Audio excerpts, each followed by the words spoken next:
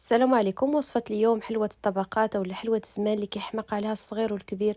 طريقتها سهلة دغيا، كتوجد هشيشة لذيذة، مكونات بسيطة متوفرة في كل دار، كتجي رائعة لا شكلا ولا مذاقا. نخليكم مع المقادير وطريقة التحضير، وكنتمنى لكم فرجة ممتعة. بسم الله على بركة الله. غادي نحتاجو هنايا في المقادير 4 الحبات ديال البيض، قبيصة ديال الملح، كاس ديال السكر، قشور ديال الحامض كيعطيها واحد المذاق زوين، وكنخلط هكا مزيان بالفوي. نضيف كاس ديال الزيت فاني ونخلط هكا شويه. يمكن لكم تخلطوا غير باليد ديالكم. من بعد كنضيف الدقيق الخاص بالحلويات، كنضيفوه شويه بشويه، واحد كيس ديال خميره الحلويات، وكنخلط العجينه. خاصها تكون رطبه. بالنسبه للكميه ديال الدقيق تقريبا اللي احتاجيت 470 غرام. العجينه تكون رطبه كتلتصق في اليدين. قسمتها على جوج، واحد النصف كنزيد ليه واحد المعلقه ديال الدقيق وكنخلطها معاه، وواحد النصف كنضيف ليه معلقه ديال الكاكاو وكندخل داك الكاكاو في العجين. من بعد كل كريه غادي نقسمها على جوج، يعني غادي نحصل على جوج كريات بالفاني وجوج كريات هكا بالشوكولاط. كنسرحها هكا بين بلاستيك تكون رقيقه. نحاول نعطيها شكل مستطيل اولا مربع على حسب الشكل ديال الطاوه ديالكم. المهم حاولوا تقادوها مزيان. نقلبها هكا في بابي سولفيغيزي. نحاول انني نقادها مزيان على الطاوه. نحاول الا شي بلاصه ما فيهاش العجينه فكنهز من الجهه الاخرى وكندير، وكنسرح الكريه اللي فيها الشوكولا وكنديرها هكا من الفوق. نحاول انني نقادها وغادي نستمر بنفس الطريقه، يعني كندير طبقه ديال الفاني وطبقه ديال الشوكولاط، طبقه الفاني وطبقه الشوكولاط حتى كنسالي هذوك الكريات كاملين.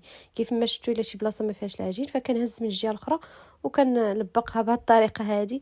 فباش من بعد المهم ما كيبانوش دوك العيوب، كتسرحوها راه ما كيبانوش دوك العيوب فاش يعني كتقطعوها ولا فاش كطيب. صافي ضغطوا عليها مزيان، تكيوها مزيان هكا بالشوكه. انا راه درت 4 ديال الطبقات، غير ما صورتش لكم باش ما يجيكمش الفيديو طويل. من بعد كنتكيها مزيان بالشوكه باش ما كتنفخش، وكندخلها الفران. النار تكون مهيله حتى كطيب. وهذا الشكل ديالها من بعد ما خرجتها. المهم رانا تنفخات ليا شويه في الوسط، ولكن المهم حاولوا تقبوها مزيان مزيان. صافي زولتها من الطاوه وكندير لها الشكلاط البيض هكا من الفوق. وبالنسبه للتزيين ممكن ديروا غير الكونفيتير مع الكوك. انا غادي ندير لها بحال الشكل ديال ميلفي. راكم عارفين الوليدات كيحماقوا على الشكلاط، فدرت ليها الشكلاط البيض وزينتها بخطوط ديال الشوكولاته البيضاء بهذا الشكل هذا. وغادي ندير لها التزيين ديال الملفي. وكيف ما قلت لكم ممكن ديروا غير هكا الكونفيتير ديال المشماش تشربوها مزيان وديروا ليها الكوك هكا من الفوق. صافي من بعد كنخليها هذاك الشكلاط غير كيشد راسو شويه، كنخليه غير هكا بحراره المطبخ ماشي كندخلو للثلاجه.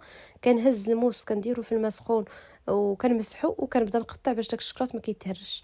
اول حاجه كنحيد الجناب باش كتجيني هكا مفينيه ومقاده. دوك الجناب ما كيكونوش هكا مقادين، وبطبيعه الحال حتى هما راه كيتكالوا يعني ماشي كيترماو.